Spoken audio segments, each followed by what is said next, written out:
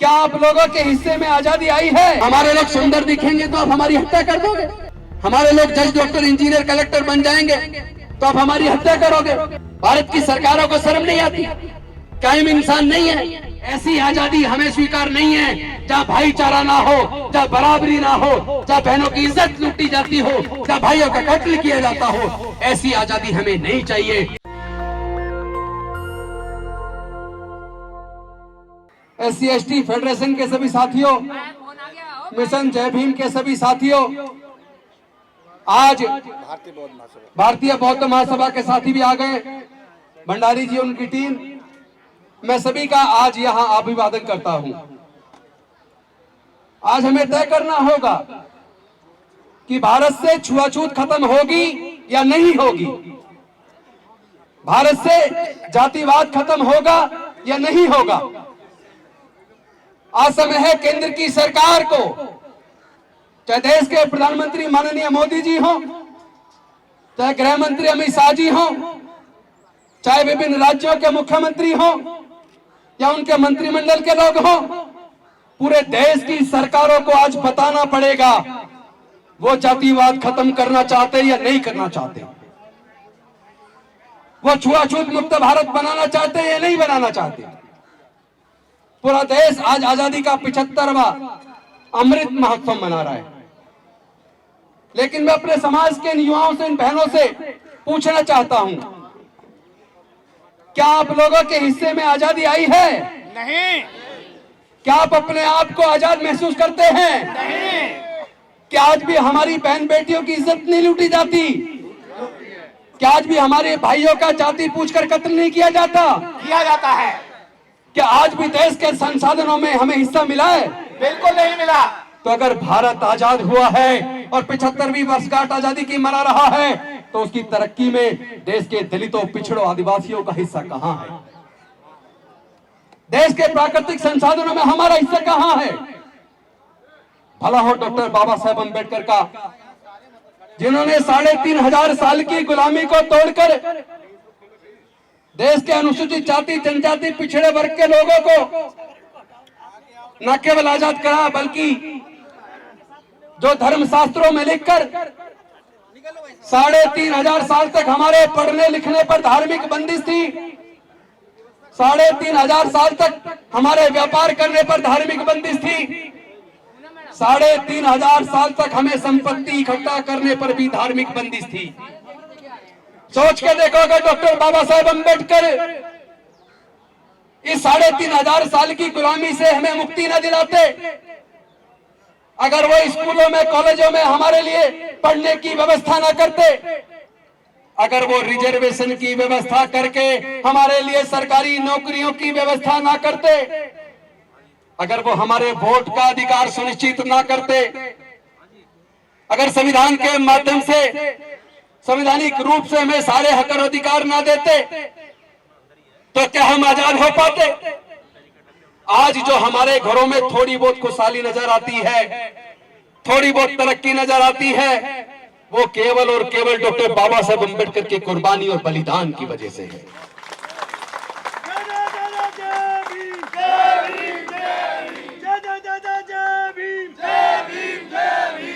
मैं आप सब साथियों से आह्वान करना चाहता हूं, कृपया एक बार आंख मीच कर, आंख बंद कर अपने मन में सोच के देखो, डॉक्टर बाबा साहेब अम्बेडकर के 4 बच्चे चले गए।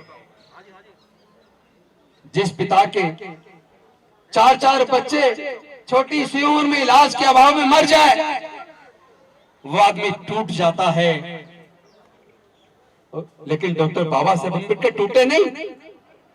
4 बच्चों को कमाने के बावजूद उन्होंने अपना पूरा जीवन लगाकर हमारे दलितों, पिछड़ों, आदिवासियों को 3500 साल की गुलामी से मुक्त किया।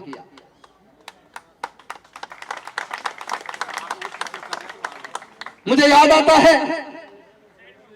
1956 के अंदर 18 मार्च को आगरा के अंदर डॉक्टर बाबा साहेब अम्बेडकर ने समाज के लोगों से कहा था कि मैं अकेला इतनी बड़ी बड़ी डिग्रियां लेने के बाद, पढ़ने के बाद आया, और मैंने समाज की दुख तकलीफ दूर करने के लिए अपना पूरा जीवन लगाकर अपने लोगों के अधिकार सुनिश्चित किए।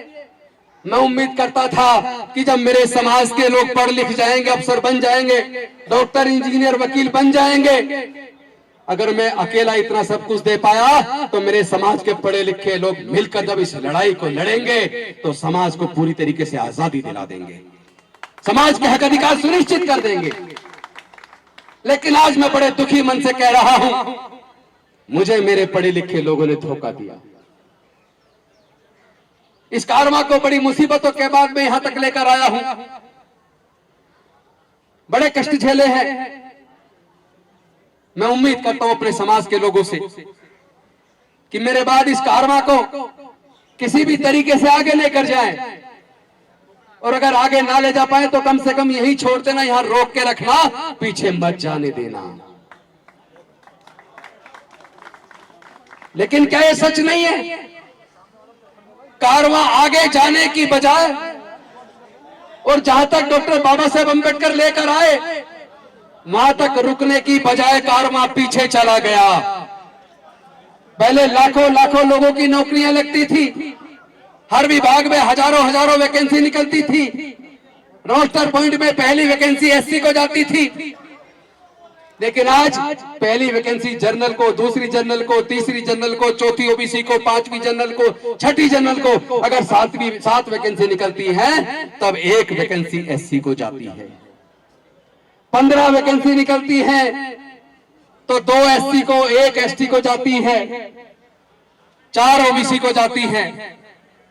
अगर 13 वैकेंसी निकलती है तो 13 वैकेंसी में से 2 एससी को जाती है, 13 में से एक एससी को जाती है, 2 ओबीसी को जाती है, 10 वैकेंसी जनरल को जाती है। कहने को कहते हैं 49.5% रिजर्वेशन है, कहां है 49.5%? इतना बड़ा धोखा हमारे आंखों के सामने हो रहा है और हमारे समाज के लोग चुप बैठे हैं। अरे जब डॉक्टर बाबा साहब अंबेडकर संविधान लिख रहे थे और इस बात पर चर्चा शुरू हुई, अंग्रेज जाने वाले हैं, अब हम अपनी सरकार चुनेंगे तो वोट का अधिकार देना किस किस को मिलना चाहिए? ज्यादातर संविधान सभा के सदस्य इस फेवर में थे कि वोट का अधिकार केवल जो इनकम टैक्स पे करते हैं, जो बड़े जमींदार हैं या जो ग्रेजुएट हैं, केवल उनको वोट का अधिकार मिलना चाहिए। तब डॉक्टर बाबा साहब अंबेडकर जी ने सोचा, जब धर्मशास्त्रों में लिखकर 3,500 साल तक हमारे लोगों को पढ़ने ही नहीं दिया, धार्मिक बंदिश लगा के रखी, तो हमारे लोग ग्रेजुएट कहां से बनते? इसका मतलब हमारे लोगों को तो वोट का अधिकार मिलेगा नहीं। जब हमारे लोगों को संपत्ति रखने पर, व्यापार करने पर धार्मिक बंदिश थी, तो फिर हमारे लोगों के पास संपत्ति कहां से आती, जमीन कहां से आती, वो इनकम टैक्स पे ही कहां से बनते? इसका मतलब संविधान सभा के ज्यादातर सदस्य हमारे लोगों को वोट का अधिकार भी नहीं देना चाहते। लेकिन डॉक्टर बाबा साहब अंबेडकर संविधान सभा के सामने अड़ गए और उन्होंने कहा कि वोट का अधिकार भारत में रहने वाले सभी लोगों को, चाहे किसी भी जाति, किसी भी धर्म के, अमीर हो या गरीब हो, मजदूर हो या किसान हो, सभी को बराबर रूप से मिलेगा। लेकिन आप सोच के देखो, अगर वोट का अधिकार हमारे लोगों को ना मिला होता, केवल ग्रेजुएट को, इनकम टैक्स पेई को, बड़े जमींदारों को मिला होता, तो क्या हमारे लोगों के लिए स्कूल अस्पताल बनते? जो हमारे क्षेत्रों में थोड़ी बहुत खुशहाली आई, क्या वो आती? नहीं आती ना। लेकिन हमने बाबा साहेब की कुर्बानी को बर्बाद कर दिया। हमारी बहन बेटियों की इज्जत लूट रही है, हमारे घर जलाए जा रहे हैं। मूंछ रखने मात्र पे जितेंद्र मेघवाल की फरवरी मार्च के महीने में राजस्थान के पाली में हत्या कर दी गई, क्योंकि वो मूंछ रखता था, सुंदर दिखता था, सोशल मीडिया पे अपनी फोटो डालता था। जिसने उसकी हत्या की उसने पुलिस को बताया कि ये सोशल मीडिया पर मूंछ पहनाते हुए अपनी फोटो डालता है, ये सुंदर दिखता है, इसलिए मुझे ये अच्छा नहीं लगा, ये दलित है, मैंने इसलिए इसकी हत्या कर दी। तो हमारे लोग सुंदर दिखेंगे तो आप हमारी हत्या कर दोगे? हमारे लोग जज, डॉक्टर, इंजीनियर, कलेक्टर बन जाएंगे तो आप हमारी हत्या करोगे? अभी 3 रात पहले मेरे घर पर सुनील जी आए, जो आईएएस में, जिनका 22वां रैंक ऑल इंडिया में आया, जनरल से उनको सिलेक्शन हुआ। उन्होंने मुझे बताया उनकी वाइफ भी आईएफएस है। उन्होंने मुझे बताया कि पिछले दिनों उनकी शादी हुई, तब तक आईएएस का रिजल्ट नहीं आया था, वो आईपीएस ऑफिसर थे और उन्होंने अपनी बारात घोड़ी पर निकालने की जब जिद की, पूरा का पूरा वहां के सामंतवादी लोग उनके खिलाफ हो गए। उन्होंने कहा अगर घोड़ी पे बारात निकालोगे तो तुम्हारी बारात पे हमला करेंगे, तुम्हें जिंदा नहीं छोड़ेंगे। लेकिन वो आईपीएस ऑफिसर थे, उन्होंने पुलिस प्रशासन की बहुत अधिक मात्रा में व्यवस्था कराई, छतों पे पुलिस वाले इकट्ठे हुए, चारों तरफ पुलिस की छावनी बैठ गई, तब कहीं जाकर एक आईपीएस ऑफिसर वो अपनी बारात घोड़ी पर निकाल के आया। क्या शर्म नहीं आती? भारत की सरकारों को शर्म नहीं आती? कायम इंसान नहीं है? कहते हैं कि ये खाना तो दलित महिला ने बनाया है, ये खाना बच्चे नहीं खाएंगे। मैं आप सबके से, मेरे साथी बैठे सारे, मैं आप सबसे पूछना चाहता हूं, देश के अंदर जूते चप्पल कौन बनाता है? हम बनाते हैं, तो क्या तुम जूते चप्पल पहनना बंद कर दोगे? देश के अंदर खेतों के अंदर अन्न कौन उगाता है? मजदूर के तौर पर, बेशक जमीन के मालिक ना हो, लेकिन उस जमीन पे खेती मजदूर के रूप में हम लोग करते हैं, हम अन्न हम उगाते हैं। तो क्या आप हमारे हाथ का उगाया वो अन्न खाना बंद कर दोगे? जिन घरों में आप रहते हैं उन घरों का मजदूर के रूप में निर्माण हम करते हैं, क्या आप उन घरों में रहना बंद कर दोगे? जिन स्कूलों में कॉलेजों में आपके बच्चे पढ़ते हैं, जिन अस्पतालों में आप इलाज कराते हैं, उनका निर्माण मजदूर के तौर पर हमारे दलित समाज के मजदूर भाई करते हैं। क्या आप उन अस्पतालों में इलाज कराना बंद कर दो? क्या उस कॉलेज अस्पतालों में, हॉस्पिटल में जाना अपने बच्चों को भेजना बंद कर दोगे? जिस कपड़े को आप पहनते हैं उस कपड़े को भी हमारे लोग भुनने का काम करते हैं। क्या आप कपड़े पहनना बंद करके नंगे होने को तैयार हो? सोच के देखो क्या क्या छोड़ना पड़ेगा तुम्हें। इस तरीके से देश नहीं चलता। भारत विविधताओं का देश है। आपको सबको शुक्रिया अदा करना चाहिए डॉक्टर बाबा साहब अम्बेडकर का। जिस देश के अंदर इतनी सारी भाषाएं हो, इतनी सारी संस्कृतियां हो, इतनी सारी जातियां हो, 4 वर्ण हो, अनेकों धर्म हो, इतनी विविधताओं के बावजूद जहां हर 50 किलोमीटर चलने पर भाषा बदल जाती है, संस्कृति बदल जाती है, जहां आजादी से पहले 565 रियासतें थी, ऐसे बिखरे हुए देश को एकजुट करके एक यूनाइटेड भारत के रूप में, एक राष्ट्र के रूप में अगर किसी ने एकजुट किया और उसको संरक्षित और सुरक्षित रखने का काम किया तो वो डॉक्टर बाबा साहब अम्बेडकर के संविधान ने किया। तो बाबा साहब अम्बेडकर की दूरगामी सोच थी। लेकिन दुख तब होता है जब हमारे लोगों के खिलाफ जुल्म होता है, हमारी बहन की इज्जत लूट ली जाती है, हमारे बच्चों को मार दिया जाता है, हम विरोध करते हैं तो हमारी बस्तियां जला दी जाती है।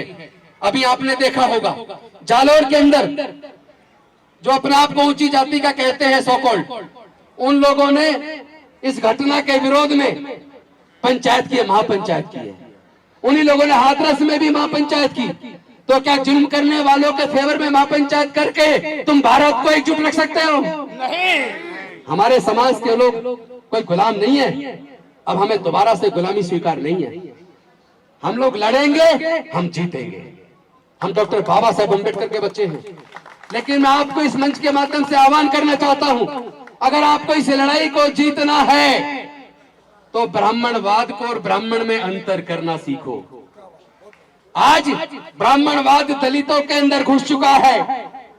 वाल्मीकि समाज के लोग अपने आप को अलग लेके चल रहे हैं, जाटो समाज के लोग अपने आप को अलग लेके चल रहे हैं, खटीक समाज के लोग अपने आप को अलग लेके चल रहे हैं, रेगड़ समाज के लोग अपने आप को अलग लेके चल रहे हैं, बलई समाज के लोग अपने आप को अलग लेके चल रहे हैं, कोली समाज अपने आप को अलग लेके चल रहा है, और उसी तरह अनुसूचित जनजाति में, उसी तरह पिछड़े वर्ग में। मुझे पता लगा जो कुर्मी समाज है उसमें सचान अलग है, वर्मा अलग है, चौधरी अलग है, पटेल अलग है। जाति में जाति, जाति में जाति, जाति में जाति। जब हम लोग अपनी जाति को महान बताते हैं, अपनी जाति को ऊंचा बताते हैं, उसी क्षण हम जाति व्यवस्था को मजबूत कर देते हैं। जब हम जाति में बटे हैं और अपनी अपनी जाति को जोड़ रहे हैं तो तुम्हें कोई हक नहीं है जातिवाद के खिलाफ बोलने का। अगर तुम जातिवाद को खत्म करना चाहते हो तो इस बात को समझ लो कि हमारे साथ जो उत्पीड़न है वो जातिवाद की वजह से है। ये जातिगत उत्पीड़न है, ये जाति की वजह से है। जब तक जातियां बनी रहेंगी तब तक जातिगत उत्पीड़न भी बना रहेगा। अगर आप जातिगत उत्पीड़न से मुक्ति चाहते हैं तो जाति छोड़ने का संकल्प करो। जाति छोड़ो, समाज छोड़ो। कोई वाल्मीकि नहीं चलेगा, कोई जाटव नहीं, कोई चमार नहीं, कोई कोली नहीं, कोई खटीक नहीं। कोई बैरवा नहीं, कोई बली नहीं, कोई रेगड़ नहीं, कोई वर्मा नहीं, कोई चौधरी नहीं, कोई सचान नहीं, कोई पटेल नहीं, कोई सोनकर नहीं। प्रबुद्ध भारत, बौद्धमय भारत, ये डॉक्टर बाबा साहब अम्बेडकर का सपना था। एक ऐसा भारत, एक ऐसा भारत जिसमें सबके लिए समता, स्वतंत्रता, बंधुता और न्याय हो, जिसमें मानवता को ही सर्वश्रेष्ठ माना जाए, जिसमें सबके लिए प्रज्ञा हो, सबके लिए करुणा हो, सबके लिए शील हो। और डॉक्टर बाबा साहेब अम्बेडकर ये बात समझ गए थे, जब तक हम जातियों में बटे रहेंगे तब तक हम जातिगत उत्पीड़न का शिकार होते रहेंगे। इसीलिए उन्होंने संकल्प किया था कि मैं भारत को बौद्धमय करूंगा। पहले 21 साल तक हिंदू धर्म में सुधार की कोशिश करते रहे। उन्होंने कोशिश की कि हिंदू धर्म में से जातिवाद खत्म हो जाए, लेकिन जब 21 साल के बाद उन्हें लगा कि हिंदू धर्म में वर्ण व्यवस्था और जातिवाद खत्म होने का नाम नहीं ले रहा, तब उन्होंने संकल्प किया मैं भारत को बौद्धमय करूंगा। और 14 अक्टूबर 1956 को डॉक्टर बाबा साहब अम्बेडकर ने लाखों अनुयायियों के साथ बौद्ध धर्म की दीक्षा ली। उन्होंने कहा जिस प्रकार अनेकों नदियां अलग अलग नाम से जानी जाती हैं, समुद्र में गिरने के बाद वो अपनी पहचान खो देती है, समुद्र में से कोई पानी निकालकर क्या ये बता सकता है ये कौन सी नदी का पानी है? बताइए आप लोग, क्या समुद्र में से कोई पानी निकाल के बता सकता है कि ये किस नदी का पानी है? नहीं बता सकता ना। उसी प्रकार डॉक्टर बाबा साहब अम्बेडकर ने सोचा वो सब समुद्र कहलाता है। उसी तरह ये सारी जातियां अपनी जातियों को छोड़कर जब बौद्ध बन जाएंगे, जब वो मानवता को सर्वश्रेष्ठ मानेंगे, जब आपस में प्यार पैदा करेंगे, आपस में भाईचारा पैदा करेंगे, अपने अंदर के जातिवाद को खत्म करके इंसान बन जाएंगे, बौद्ध बन जाएंगे, तब भारत बौद्ध में बनेगा। देश का 85% समाज जब बौद्ध हो जाएगा, फिर किसी की हिम्मत नहीं है जो हमारी बहन बेटी की तरफ आंख उठा के देख ले। मैं आह्वान करना चाहता हूं उन लोगों से भी जो मानवता पसंद है, चाहे वो किसी भी वर्ण के हो, चाहे वो ब्राह्मण हो, क्षत्रिय हो, वैश्य हो या कोई भी हो, जो मानवता पसंद है, जो बुराई के खिलाफ बोलना चाहता है, जो इंसानियत को चाहता है, जो जुल्म के खिलाफ बोलना चाहता है, वो अपनी जातियों को छोड़ के एकजुट होने की बात करो और बुराई का विरोध करना सीखो। अगर आप बुराई का विरोध नहीं करेंगे, अगर आप बुराई के साथ अपनी जाति की वजह से एक साथ खड़े हो जाएंगे, तो देश कमजोर हो जाएगा। लेकिन डॉक्टर बाबा साहब अम्बेडकर के बच्चे हैं हम 85% लोग डॉक्टर बाबा साहब अम्बेडकर को, बुद्ध को मानने वाले लोग हैं। हम संत गुरु रविदास वाल्मीकि जी को मानने वाले लोग हैं। हम ज्योतिबा फूले जी, साहू जी महाराज को मानने वाले लोग हैं। हम पेरियार को मानने वाले लोग हैं। हम लोग इन जातियों को खत्म करेंगे और एकजुट होकर एक ऐसे समाज का निर्माण करेंगे जहाँ सबके अंदर मानवता हो, भाईचारा हो। और हम लोग डॉक्टर बाबा साहब अम्बेडकर के संविधान से प्यार करते हैं। हम लोग कोई भी काम संविधान विरोधी नहीं करेंगे, ये संकल्प लेना होगा, क्योंकि हमारे बीच ये लोग आकर हमारे बीच नफरत पैदा करेंगे। ये लोग हमारे लोगों को उत्तेजित करने की कोशिश करेंगे, ये लोग तोड़फोड़ करवाने की कोशिश करेंगे। लेकिन ध्यान रखना, जो लोग तोड़फोड़ करते हैं, जो सार्वजनिक संपत्ति को जलाते हैं, जो सरकार के संसाधनों को जलाते हैं, उन लोगों के खिलाफ मुकदमा बना के जेल में डाल दिया जाता है। और फिर मुकदमे बना के हमारे लोगों को भी झूठे केस बना के जेल में डाल दिया जाएगा। ये लड़ाई हथियार से नहीं लड़ी जा सकती, ये लड़ाई लाठी गोली से, तलवार से नहीं लड़ी जा सकती। ये विचारधारा की लड़ाई है, ये विचारधारा से लड़ी जाएगी। हम जातियों को खत्म करके समाज को जोड़ेंगे और डॉक्टर बाबा साहब अम्बेडकर की जो विचारधारा है, उस विचारधारा से इस लड़ाई को लड़ेंगे। हम जानते हैं इस विचारधारा के दम पर हम लड़ेंगे, हम जीतेंगे। लेकिन एक ही सूत्र है, जीतने का केवल एक सूत्र है, किसी भी सूरत में हम लोग संविधान के खिलाफ काम नहीं करेंगे, क्योंकि संविधान हमारे बाबा साहब डॉक्टर भीमराव अम्बेडकर ने बनाया है। हम शांतिपूर्ण तरीके से, अपनी एकजुटता से, संवैधानिक तरीके से, लोकतांत्रिक तरीके से अपनी लड़ाई को लड़ेंगे। हमें एक काम और करना, अपनी वोट की कीमत को पहचानना है। जो लोग हमारे वोट को शराब की बोतल में खरीदते हैं, 1000-2000 रुपए में खरीदते हैं, 10-5 किलो अनाज में खरीदते हैं, उसके बाद पूंजीपतियों के हाथों देश को बेच देते हैं और हमारी बहन बेटियों की इज्जत लूटते हैं, हमारे भाइयों का कत्ल करवाते हैं, कत्ल करने वालों को जेल में से छुड़ाते हैं, उनके गले में माला डालते हैं। शर्म नहीं है तुम लोगों को? ये कैसा आजादी का अमृत महोत्सव है? हमें स्वीकार नहीं है। ऐसी आजादी हमें स्वीकार नहीं है जहाँ भाईचारा ना हो, जहाँ बराबरी ना हो, जहाँ बहनों की इज्जत लूटी जाती हो, जहाँ भाइयों का कत्ल किया जाता हो। ऐसी आजादी हमें नहीं चाहिए। हमें ऐसी आजादी चाहिए स्वीकार नहीं है। अरे मीडिया भी सुनना ऐसी आजादी स्वीकार नहीं है। हमें भाईचारा चाहिए, हमें मानवता चाहिए, हमें संवैधानिक अधिकार चाहिए, हमें देश के संसाधनों में हिस्सेदारी और भागीदारी चाहिए। जल, जंगल, जमीन, इंडस्ट्री, ट्रेड, बिजनेस, हर क्षेत्र में हिस्सेदारी भागीदारी चाहिए। इससे कम कुछ स्वीकार नहीं है। हम अपनी लड़ाई को लड़ेंगे, लेकिन लड़ाई का सूत्र ध्यान रखना, अगर आप अपनी जातियों को इकट्ठा मजबूत करते रहेंगे, अपनी जाति को ऊंचा बताएंगे और आपस में जातिवाद करेंगे, तो हम हमेशा हारेंगे। 3500 साल क्या, आगे के 3500 साल और भी लग जाए तो भी ये हमारा जातिगत उत्पीड़न खत्म होने वाला नहीं है। इसका एक ही तरीका है, हम लोग एकजुट हो जाएं, अपनी जातियों को खत्म कर दें और बाबा साहब का जो सपना था प्रबुद्ध भारत का, प्रबुद्ध भारत बनाने के सपने को पूरा करेंगे। और आने वाले 5 अक्टूबर को डॉक्टर बाबा साहब अम्बेडकर के भवन पर हम लोग अपने बुजुर्गों की सांस्कृतिक विरासत में, बुद्ध के धम्म में वापसी करने का काम करेंगे। इन्हीं शब्दों के साथ मैं अपनी वाणी को यह कहते हुए विराम देता हूं। मेरे साथी उमेश सिंह गौतम जी, मेरे साथी के पी चौधरी जी, निगम साहब, आर्या साहब, हमारे विधायक सुरेंद्र जी, राजेंद्र जी, हमारे सारे लोग, हमारे देखो लखनऊ से मेजर शेखर भी आए हैं, उनके साथ भी टीम आई है, वर्मा जी भी आए हैं, अभिषेक जी भी आए हैं, श्यामलाल जी भी आए हैं, और हरियाणा से भी काफी लोग हैं, आसपास के क्षेत्रों से, दिल्ली के कोने कोने से आए हैं। बस मैं एक संकल्प आपसे दिलवाना चाहता हूं, क्या आप इन जातियों को तोड़ने के लिए तैयार हैं? तैयार है। तो जाति तोड़ो, जाति तोड़ो, जाति तोड़ो, जाति तोड़ो, जाति तोड़ो। जय जय जय जय जय भीम, जय भीम, जय भीम, जय जय जय जय जय भीम, जय भीम, जय भीम, जय जय जय जय जय भीम। जय भीम, जय भीम। बहुत बहुत धन्यवाद। नमो बुद्धाय, जय भीम। बौद्ध की क्या पहचान। नेशनल दस्तक की आपसे गुजारिश है कि अगर इसको बचाना चाहते हैं तो नेशनल दस्तक को सब्सक्राइब करने के लिए रेड कलर के सब्सक्राइब बटन को दबाएं, फिर बेल आइकन की घंटी दबाएं। नेशनल दस्तक को बचाने के लिए बहुत जरूरी है कि हर खबर को शेयर करें, लाइक करें, कमेंट जरूर करें।